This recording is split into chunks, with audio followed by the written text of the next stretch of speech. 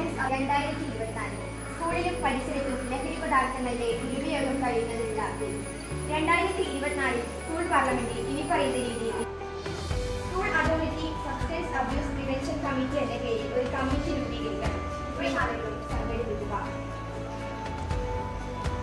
ലഹരി പദാർത്ഥ ദുരുപയോഗം ചെയ്യാൻ സാധ്യതയുള്ള വിദ്യാർത്ഥികൾക്ക് കൗൺസിൽ ഇപ്പോൾ ലഹരി പദാർത്ഥ ദുരുപയോഗ കുട്ടികളുടെ ഇടയിലുള്ള ലഹരി പദാർത്ഥ ദുരുപയോഗം കഴിയുന്ന മാർഗങ്ങൾ നിർദ്ദേശിക്കുന്നു.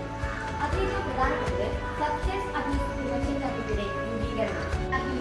സ്കൂളുകളിൽ കൗൺസിലർമാരുടെ നിയമം നിർബന്ധിതമാക്കുന്നത് വഴി വിദ്യാർത്ഥികളുടെ പഠനത്തോടൊപ്പം തന്നെ വ്യക്തിഗത വികസനവും മാനസിക ആരോഗ്യവും സാധ്യമാക്കുന്ന തരത്തിലുള്ള സ്കൂൾ അന്തരീക്ഷം സൃഷ്ടിക്കപ്പെടും. ആയതിനാൽ വനിതാ ശിശു വികസന വകുപ്പ് മന്ത്രി എന്ന നിലയിൽ ഈ ഇതിന് ഞാൻ പൂർണ്ണ പിന്തുണ നൽകുന്നു.